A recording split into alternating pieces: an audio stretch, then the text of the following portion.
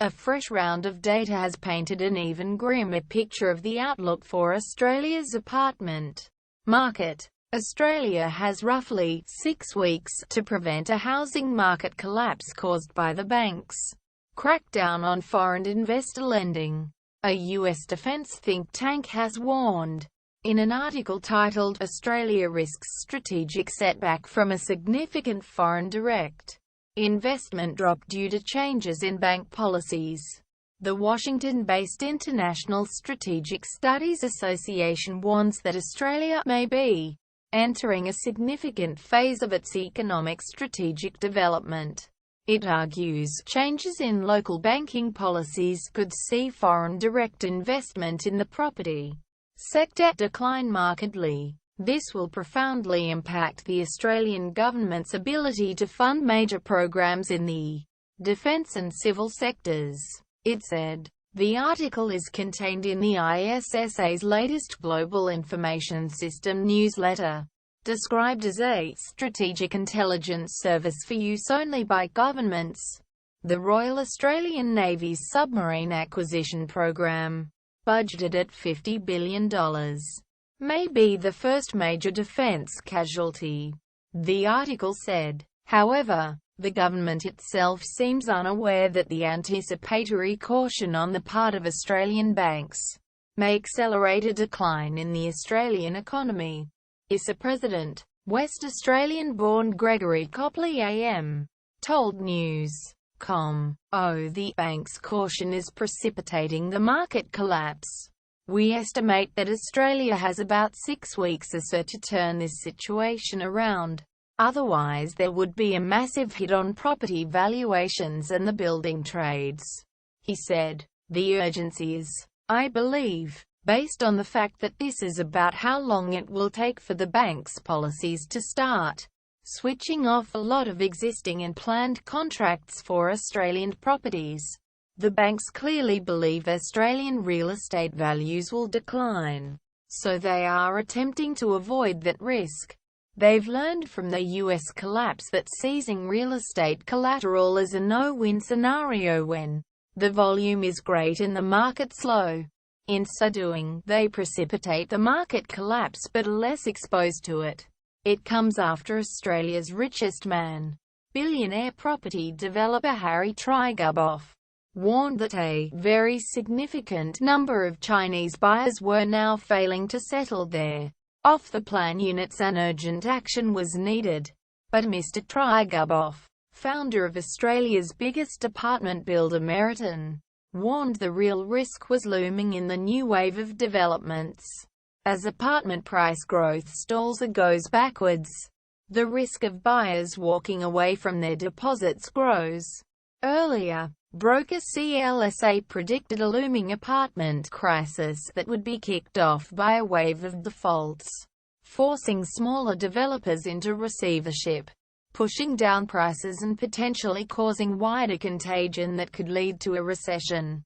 The ISSA described moves by Australian banks from July this year to restrict or even withdraw funding to foreign property investors as almost cartel-like policies. The policies, now in place by all major Australian banks, were instituted in anticipation of an economic downturn internationally and domestically, but which, in fact, actually trigger or exacerbate such a downturn. The article said. The piece quotes a leading Australian property source warning that by cutting off the foreign buyer sector completely, it is much more likely to be a self-fulfilling prophecy by depressing demand, creating oversupply and putting downward pressure on prices, thereby creating paper losses at the settlement date which would tempt buyers to walk away. It will likely also have a broader impact of depressing housing prices across the whole economy. It is a knee-jerk response to fraud concerns.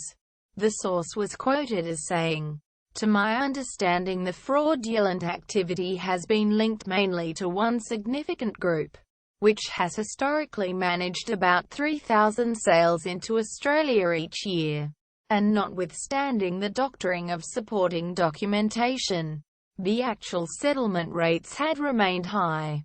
that one property group needs to be taken to task, not the whole industry. NAB chief economist Alan Oster described the ISSA's prediction of an imminent collapse as garbage, adding that the CLSA report was very poor analysis. One of the big problems of apartments is most of them, we don't know who's funding them, he said. If the big banks don't know who's funding them, then the bottom line is, basically the main risk is somewhere else.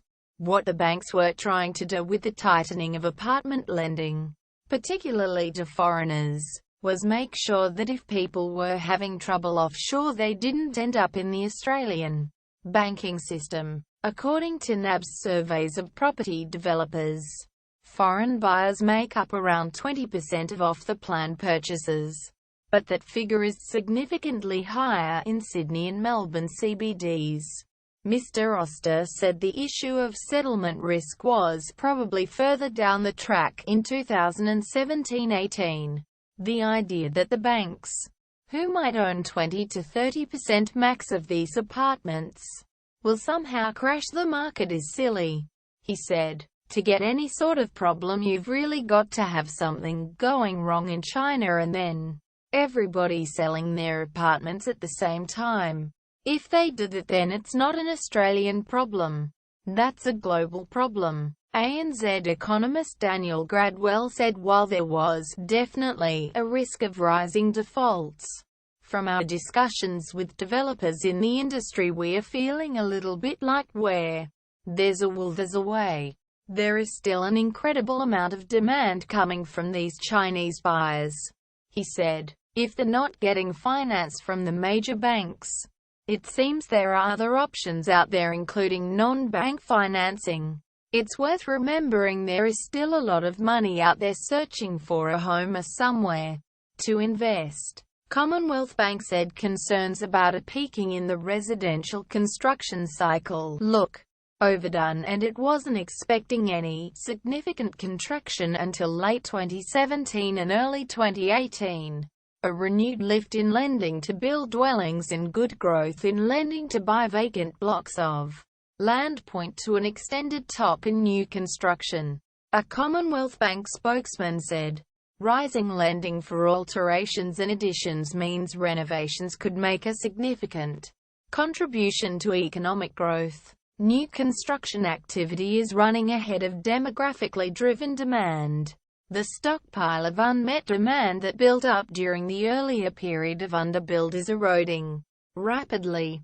CBA estimates of the apartment construction pipeline point to a significant lift in supply that will ultimately weigh on new construction. That point still seems some way off. Westpac declined to comment. Frank.Chung at news.com.au. News.com. Ours privacy policy includes important information about our collection, use and disclosure of your personal information, including to provide you with targeted content and advertising based on your online activities. It explains that if you do not provide us with information we have requested from you, we may not be able to provide you with the goods and services you require.